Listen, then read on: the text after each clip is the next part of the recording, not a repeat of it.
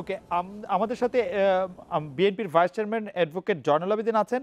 Advocate Zainul আবেদিনের কাছে আমরা জানতে চাইবো যে বেগম খালেদা জিয়ার আইনজীবীদের মধ্যে আপনি আছেন, সিনিয়র অ্যাডভোকেট খন্দকার মাহবুব হোসেন আছেন। খন্দকার মাহবুব হোসেন গত বছর বলেছিলেন প্যারোলের কথা, যে তিনি প্যারোলে তাকে মুক্তি, সরকার ইচ্ছা করলে তাকে প্যারোলে মুক্তি দিতে পারেন।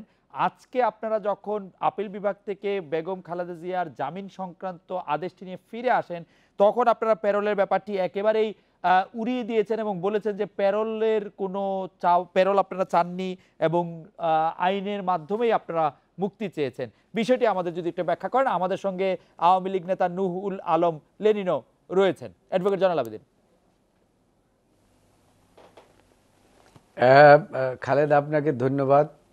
আমি কিন্তু আজকে না, এটা আমি, আপনারা জানেন যে আমি কয়েকদিন থেকেই বলতেছিলাম, যখন এই বিষয়টি গণমাধ্যমে এসেছে যে বেগম খালেদা জিয়া প্যারোলে যাচ্ছেন, এই ধরনের একটা নিউজ যখন এসছে, তখনই আমি একটি সংবাদ সম্মেলনের মাধ্যমে বলেছিলাম যে আমরা কোনো প্যারোলের দরখাস্তও দেই নাই বা প্যারোলে মুক্তির কোনো কথা আমরা বলি নাই, বা সরকার থেকেও আমাদের কাছে কোনো প্রস্তাব আসে নাই। তো কোত্থেকে এই মিডিয়ায় এই ব্যাপারগুলো লিখছেন কিভাবে সেটা আমরা জানি না। এখন বিষয়টি হচ্ছে, খন্দকার সাহেব এক বছর আগে বলেছিলেন, সেটার প্রেক্ষাপটটা আমি জানি না, তবে তখন আমরা বলেছিলাম এটা ওনার ব্যক্তিগত মতামত। আর ম্যাডাম কখনো ডিজায়ার করেন নাই বেগম খালেদা জিয়া যে তিনি প্যারোলে মুক্ত হয়ে যেতে চান।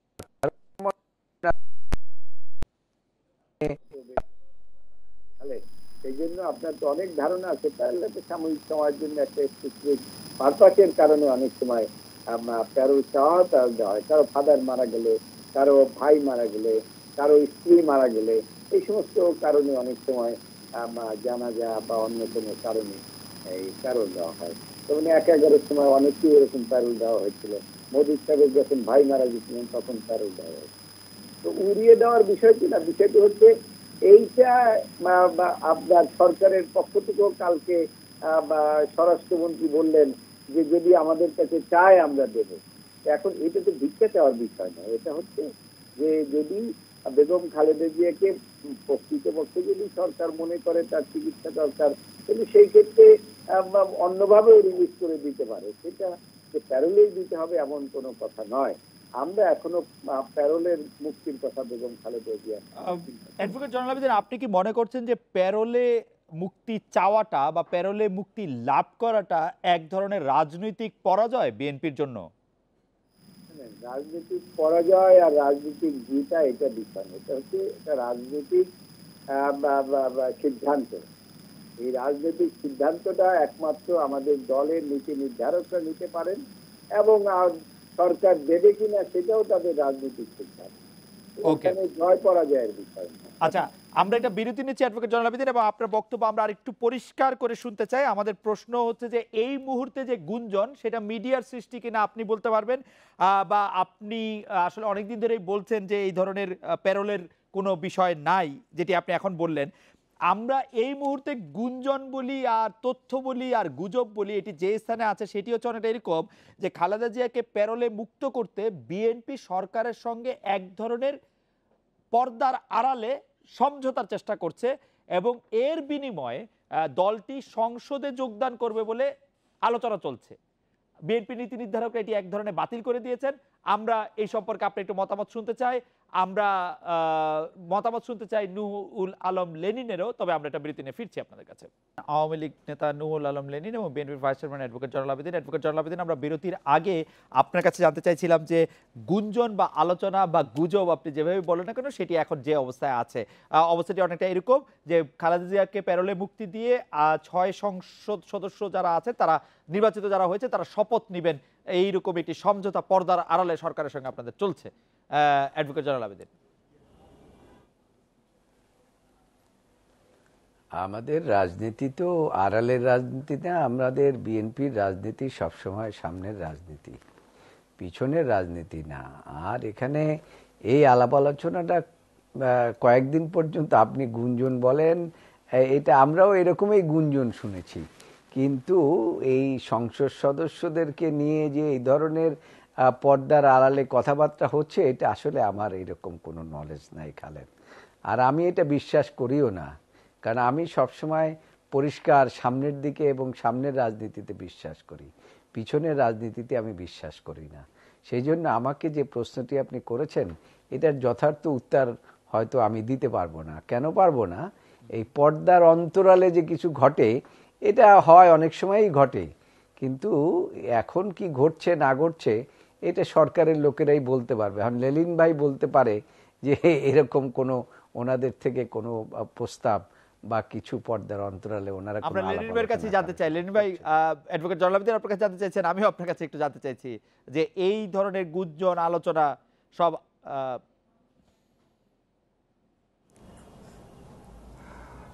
না, এটা গণমাধ্যমের সৃষ্টি গুঞ্জন, এবং আওয়ামী লীগের থেকে অফিসিয়ালি আমরা কখনোই বলি নাই যে বেগম খালেদা জিয়ার প্যারোলে মুক্তির বিনিময়ে তারা সংসদে অংশগ্রহণ করবেন, এই ব্যাপারে কোনো আলাপ আলোচনা বা সমঝোতা চলছে। আমাদের দিক থেকে এই ধরনের কোনো মন্তব্য, কোনো ইঙ্গিত কেউ দেয়নি।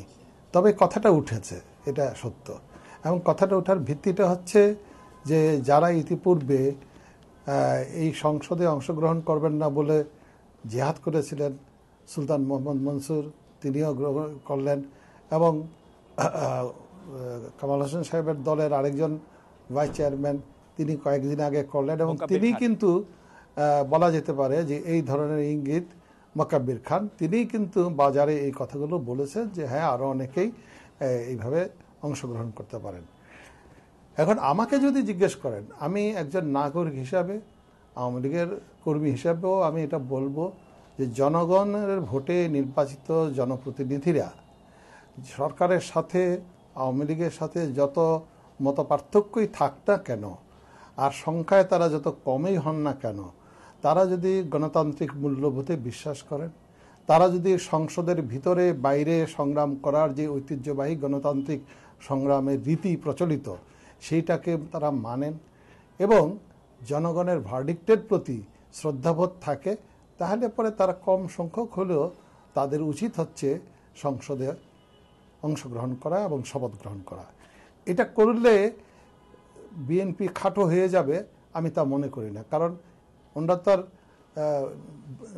নির্বাচিত হয়েছেন, জনগণের ভোটে নির্বাচিত হয়েছেন, জনগণ তাদেরকে সংসদে যাওয়ার জন্য ভোট দিয়েছে। এবং যে কথাগুলো এখন বিএনপির তো একটি বড় প্রশ্ন নির্বাচন নিয়েই রয়েছে, যে এই নির্বাচনটি সুষ্ঠু হয়নি, 30 ডিসেম্বর হয়নি, আসলে 29 ডিসেম্বর হয়েছে, রাতে ভোট দেওয়া হয়েছে। যদি এই 6 জন সংসদে যায় তাহলে কি 30 ডিসেম্বরের নির্বাচনকে এক ধরনের লেজিটিমেসি দেওয়া হবে না? এটা বিএনপি কেন দেবে? বিএনপি যদি এটি বিশ্বাস করে যে 30 ডিসেম্বর আসলে নির্বাচনটি ঠিক নির্বাচন হয় নাই, বিএনপি দিবে কি দেবে না এটা বিএনপির বিষয়, কিন্তু এই নির্বাচনটি ইতিমধ্যে লেজিটিমেসি অর্জন করেছে। আমাদের দেশের জনগণ এটা গ্রহণ করেছে, আমাদের দেশের অন্যান্য রাজনৈতিক দলও মেনে নিয়েছে। সমালোচনা থাকলেও আন্তর্জাতিক সম্প্রদায়ও এই নির্বাচনকে মেনে নিয়ে এই সরকারের সাথে সুসম্পর্ক গড়ে তোলা এবং ভবিষ্যতে গণতান্ত্রিক প্রক্রিয়াকে জোরদার করার কথা তারা বলেছেন। সুতরাং জনগণের মধ্যে প্রশ্ন থাকলেও এটা নিয়ে ক্ষোভ, আন্দোলন এবং এই সংসদ ভেঙে দেব এরকম কোনো চিন্তা ভাবনা আমরা দেখি না। সেখানে আমি মনে করি যে জনগণের মনস্তত্ত্ব যদি বিএনপি বোঝে এবং তারা যদি তাদের যেই শক্তি দুর্বলতা, তাদের যে দলটির যে অবস্থা সবটা যদি তারা বোঝে, তাহলে তাদের উচিত হবে সংসদে অংশগ্রহণ করা এবং সংসদকে প্রাণবন্ত করে তুলে সরকারের বিরুদ্ধে তাদের যা কথা আছে সংসদে বললে তারা আরো বেশি করে জনগণের কাছে পৌঁছতে পারবে। আর যদি এটা না করে, কিন্তু লেনিন ভাই একটি কথা যে এরকম আছে যে জনগণ যে কিছু বলছে না, তার বেশিরভাগই বলছেন হচ্ছে মামলা হামলার ভয়ে। এখন মনে করছে যে জনগণ একটি সাংঘাতিক রকমের আবদ্ধ পরিস্থিতিতে রয়েছে, যে কোনো সময় যে কোনো কিছু হয়ে যেতে পারে, বড় কোনো কিছু সমস্যা হতে পারে, সেই জন্য জনগণ কথা বলছে না। এটি একটি মুক্ত গণতান্ত্রিক পরিবেশ নয় বলেও অনেকে মনে করছেন, সেই কারণে হয়তো জনগণ কিছু বলছে না, যেটি বিএনপি বলবার চেষ্টা করছে প্রতিদিনই। এটা মনে করতে পারেন, কিন্তু আপনি একজন গণমাধ্যম কর্মী হিসেবে আমাকে বলেন, আপনাদের এই টক শো সংবাদপত্রের উপসম্পাদকীয় লেখা বিবৃতি দেওয়া কোন জায়গায় বিরোধী দলের মুখ বা কণ্ঠরুদ্ধ করা হয়েছে? সব কথাই তো বলেন, এখানে জয়নাল আবেদীন ভাই কোন কথা বলেন নাই। হ্যাঁ, কাজেই এটার জন্য তো ওনার বিরুদ্ধে মামলা হয় নাই বা মামলা হবে না। আমি অনেক বিএনপি নেতার সাথে টকশো করেছি, তীব্র আমাদের মধ্যে বাক বিতণ্ডা হয়েছে, কিন্তু আমি তো দেখি নাই যে তাদের বিরুদ্ধে কোনো মামলা দায়ের করা হয়েছে, হামলা করা হয়েছে। কারণ এটা একটা অলিক ভয়ের কথা বলে তারা এখানে সংসদীয় গণতন্ত্রের যে মানে রীতি সেইটার চর্চা না করে তারা যেই পথ গ্রহণ করছেন সেই পথটা বরং জনগণের সন্দেহ সৃষ্টি করে। তারা কি অন্য কোনো পথে ক্ষমতার কথা চিন্তা করছেন, অন্য কোনো পথে ক্ষমতার দখলের কথা চিন্তা করছেন? আপনার কাছে আসতে চাই যে অন্য কোনো পথের কথা আপনারা ভাবছেন কিনা, এবং আপনারা যতই বলছেন যে আসলে নির্বাচন সুষ্ঠু হয় নাই, লেনিন ভাই বলছেন যে জনগণ কিন্তু আপনাদের কথা বিশ্বাস করছে না। সুতরাং জনগণ যেহেতু আপনাদের কথা বিশ্বাস করছে না, নির্বাচন একটি হয়েছে, জনরায় মেনে নিয়ে আপনাদের যা যা কিছু করণীয় রাজনৈতিকভাবে তাই আসলে করা উচিত। খালেদ, ইদানিং দেখা যাচ্ছে আওয়ামী লীগের নেতৃবৃন্দ জনগণের মনস্তাত্ত্বিকতা নিয়ে খুব গবেষণা করছেন এবং জনগণকে নিয়ে ওনারা খুব ভাবেন যে জনগণ এই 6 জনকে ভোট দিয়েছেন, কাজে এই 6 জন জনগণের প্রত্যাশা পূরণে তারা ব্যর্থ হচ্ছে। আরে সারা দেশের মানুষ যে ভোট দিতে পারলো না, এই কথাটা ওনারা একবারও চিন্তা করেন না, এবং সেখানে যে পাবলিক পারসেপশন যে ওনাদের বিরুদ্ধে গিয়েছে এই কথাটা ওনারা চিন্তা করছেন না। এবং গণতন্ত্রের যে কবর রচনা হয়েছে, আপনি যদি জনগণের মন না বুঝে থাকেন, পারসেপশনটি আপনি শিওর হচ্ছেন কিভাবে? জনগণকে তো এরকম দেখছি না যে জনগণ বলছে যে আগামীকাল সংসদ বর্জন করা হবে, সংসদের সামনে। খালেদ, আপনি খুব ভালো কথা বলেছেন। আমি আমার এলাকায় গিয়ে ঘুরে ঘুরে মানুষের সাথে আলোচনা করে এটা বুঝে এসেছি। আরেকটি বিষয় হচ্ছে ওনাদের একটা রিয়েলাইজেশন আসছে, আপনি কালকে পত্রিকায় দেখেছেন বোধহয়, যে ওই যে দল ভিত্তিতে যে চেয়ারম্যান নির্বাচন করা এবং নিচের টায়ারগুলা করা, এটা ওনারা বোধহয় আবার আইনের আবার একটা সংশোধন আনার চেষ্টা করছেন। ওনারা এখন বুঝতে পারছেন যে জনগণ ওনাদের এই যে এই সিস্টেমে, যে সিস্টেমে ওনারা বারবার ক্ষমতায় যাচ্ছেন ভোট ছাড়া, এইটা আসলে কেউ ভালো চোখে দেখছেন না। যদিও লেলিন ভাই বা তার দলের স্বার্থের খাতিরে বলেছেন যে লেজিটিমিটি পেয়েছে, এটা আপনিও জানেন, উনিও জানেন, পৃথিবীর সকল লোকই জানেন যে কি লেজিটিমেসি পেয়েছে আর কি। ওনারা এখন চাচ্ছে যে এই যে 6 জন সংসদ সদস্য নিয়ে ওনাদের একটু গাত্র দেওয়া হয়েছে, এরা কেন আসতেছে না, এরা জনগণের ইচ্ছা প্রতিফলন করছে না। আরে সেটা তো তারা যাবে না যাবে এটা তো হচ্ছে বিএনপির নিজস্ব ব্যাপার। এই কথাও তো সত্য যে এই 6 জন নির্বাচিত সংসদ সদস্যকে আপনারা চাপ দিচ্ছেন যেন তারা আসলে কোনো কথা গণমাধ্যমে না বলেন। তারা যেতে চান কি না চান সেটিও তো আমরা আসলে শুনতে পারছি না। তারা ওয়েট করছেন আপনাদের জন্য, এবং তারা যে 2-1 কথা বলতে চেয়েছেন সেই 2-1 আপনারা তো দলগতভাবে তাদের চাপ দিচ্ছেন যে না তোমরা নির্বাচনে যেতে পারবে না। না না, দেখুন দেখুন দেখুন, এই 6 জনের মধ্যে কিন্তু মির্জা ফখরুল ইসলাম আলমগীরও আছেন। তিনি কি, তাকে আবার কে চাপ দিচ্ছেন বলেন? এরকম চাপের কথা তো এই সর্বপ্রথম শুনলাম খালেদ আপনার কাছে। এখন আপনি এই চাপটা কোথা থেকে পেলেন তাও বুঝতে পারলাম না। মির্জা ফখরুল ইসলাম আলমগীর নিজেই তো একজন এই নির্বাচনে একজন সংসদ সদস্য, তাকে কে চাপ দেবে বলেন? সে তো দলের নীতি নির্ধারণী ফোরামে আছেন, তিনি তো মহাসচিব একটি দলের। সুতরাং এইগুলা সব বানানো কথা, এবং প্রধানমন্ত্রী নিজেও খালি বলছেন যে আপনারা সংসদে আসেন, এই হবে সেই হবে ইত্যাদি ইত্যাদি।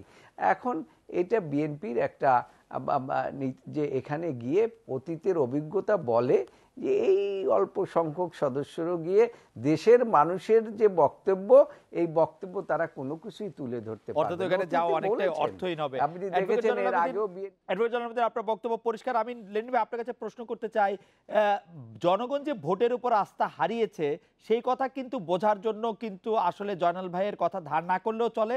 আপনি দেখবেন উপজেলা নির্বাচনের মতো একটি নির্বাচনেও 1/4 বেশি চেয়ারম্যান নির্বাচিত হয়েছেন বিনা প্রতিদ্বন্দ্বিতায়, এবং জনগণ এখানে ভোট দিতে যান নাই।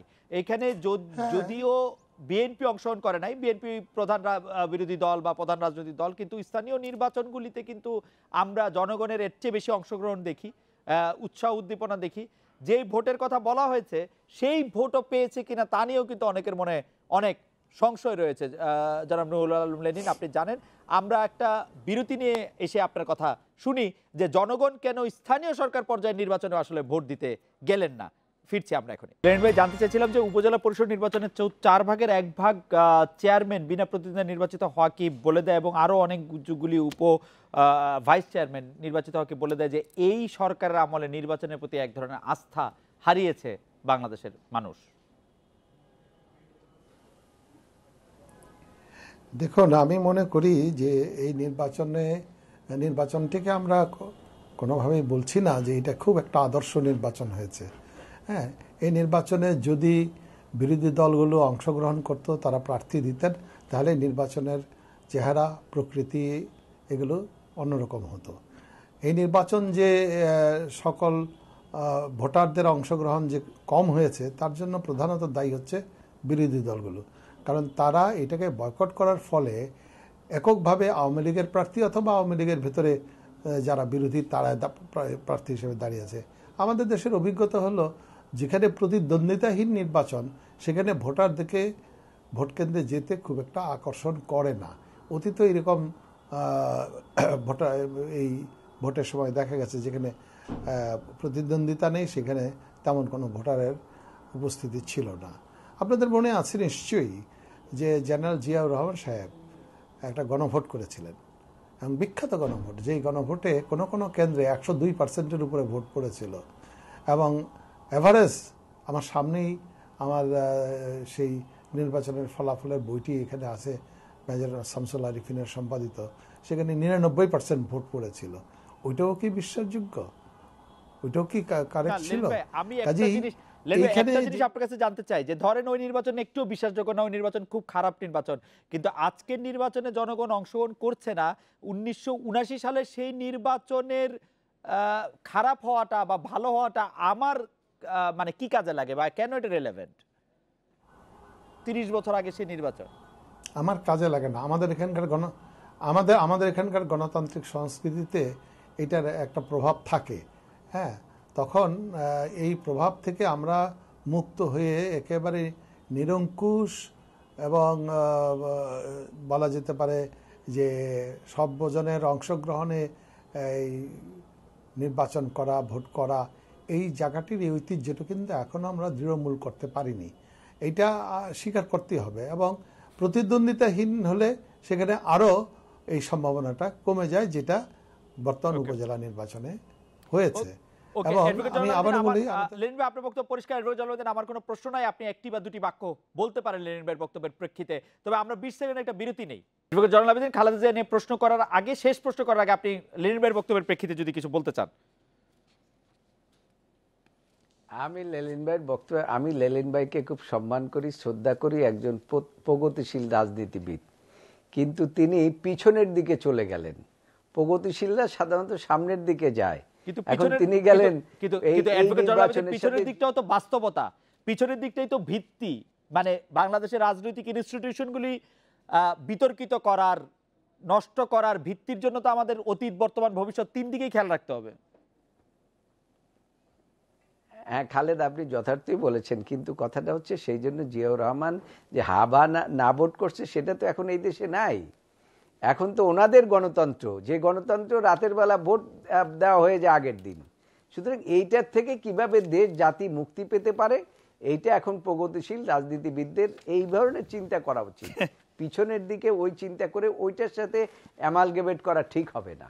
দেশের মানুষের কথা ভাবতে হবে, দেশের জনগণের অধিকারের কথা ভাবতে। লেনিন ভাই তো গবেষক, সেই জন্য শিকড়ের সন্ধান হয়তো একটু করছেন উনি। আমাদের প্রশ্ন, আপনারা বলছেন, আপনারা যারা বেগম জিয়ার আইনজীবী আছেন তারা বলছেন যে আর দুটি মামলা নিয়মতান্ত্রিকভাবে তার যদি জামিন হয় তবে আইনের শাসন বা আইনের মাধ্যমে তিনি আসলে মুক্তি পেতে তার কোনো বাধা থাকবে না। সেই ক্ষেত্রে কি আমরা একটু প্রেডিক্ট করতে পারি, বা বেগম জিয়ার আইনজীবীরা কি একটু প্রেডিক্ট করতে পারেন যে আসলে কবে নাগাদ তিনি মুক্তি পেতে পারেন?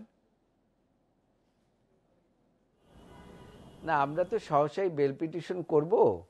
এখন আপনি দেখেন বিভিন্নভাবে ডিভাইস হয়ে যাচ্ছে, এক্সিকিউটিভরা নানানভাবে এই বিষয়টিকে হ্যান্ডেল করছে। অনেক আগেই বলেছিলাম বেগম জিয়া বেল পেয়েছে হাইকোর্ট থেকে, আর বাধা নাই, কিন্তু তারপরে তো আপনিও তো লক্ষ্য করেছেন, দেশ জাতি লক্ষ্য করছে, এক একটা করে ওনারা চাপিয়ে দিচ্ছেন। সুতরাং এই বিষয়টি আমরা এখন যেটা বলছি সেটা হলো আইনের কথা বলছি। আইনগতভাবে এই দুইটা বেল হয়ে গেলে আর বাধার কোনো অবকাশ নাই। সেটা এই দুইটা বেল হতে কত সময় লাগতে পারে বলে আপনি মনে করছেন যদি আদালত জামিন মঞ্জুর করেন? আদালত যদি এখন একটা তো হাইকোর্টে আছে, এই হাইকোর্টের পরে আবার সেটা যদি ওনারা যদি সরকার যদি আবার আপিল করে, আপিল বিভাগে গেলে কিছুদিন বিলম্ব হবে। আর আপিল বিভাগে যেটা আছে সেটা যদি দিয়ে দেয় এবং সেটা লিভের সাথে সাথে যদি আমরা বেল পেয়ে যাই, যদি আদেশটি যদি আমরা শর্ট আদেশ পেয়ে যাই, তাহলে খুব সহজেই হয়ে যাবে। খুব সহসা কি একটি দিন দিয়ে বোঝানো যায়? তাহলে আমরা একটু বুঝতে পারতাম আর কি। অর্থাৎ 1 মাস? না না, এটা খালেদ আপনি তো জানেন ভালো করে, হাইকোর্ট বিভাগে আপনি কাজ করেছেন অনেকদিন, আপনি লিগ্যাল সেলে লিগ্যাল সাইডে অনেকদিন কাজ করেছেন, আমাদের লিগ্যাল প্রসেসটা আপনি তো ভালো করে জানেন। সেক্ষেত্রে দিনক্ষণটা আমার এভাবে বলা, আমি দেশের সর্বোচ্চ আদালতে প্র্যাকটিস করি, ঠিক হবে না। আমি একজন রাজনীতিবিদ হিসেবে আপনাকে জানতে চাইছিলাম, কিন্তু আপনি তো একজন সর্বোচ্চ আদালতের না, ঠিক আছে। অ্যাডভোকেট জনাব আপনাকে ধন্যবাদ। জনাব রুহুল আলম লেনিন, আমি একটি সরল প্রশ্ন করতে চাই। হাইকোর্ট বিভাগ জামিন দেওয়ার পর রাষ্ট্রপক্ষ বেগম খালেদা জিয়ার জামিন আটকানোর জন্য আপিল বিভাগে আবেদন করা বা সেখানে টুথ অ্যান্ড নেল ফাইট করা, এই ব্যাপারটাকে আপনি আসলে কতটা মানে যৌক্তিক মনে করেন? আমি আইনি প্রক্রিয়া কোনোটাই অযৌক্তিক মনে করি না, এবং যদি বেআইনিভাবে কিছু করা হয় সেটা নিয়েই তো প্রশ্ন উঠতে পারে। কাজেই যদি সরকার পক্ষ বা বিরোধী পক্ষ উভয় পক্ষকেই আইন যতটা তাদেরকে অ্যালাউ করবে প্রসিড করার জন্য, তারা যদি সেটা করে, তাহলে আপনি এটাকে বেআইনি বলবেন কেন? জনাব রুহুল আলম লেনিন, অ্যাডভোকেট জনাব আপনাদের অনেক